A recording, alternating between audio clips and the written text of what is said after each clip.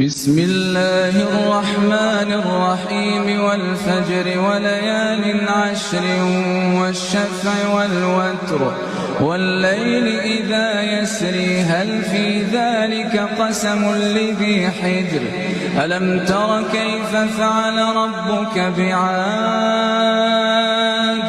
إرم ذات العماد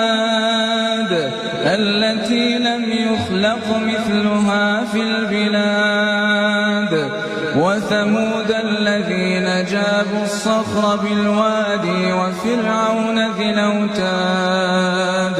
الذين طغوا في البلاد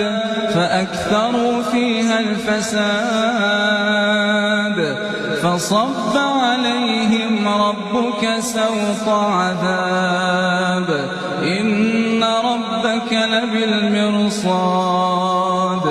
فأما الإنسان إذا ما ابتلاه ربه فأكرمه ونعمه فيقول ربي أكرمن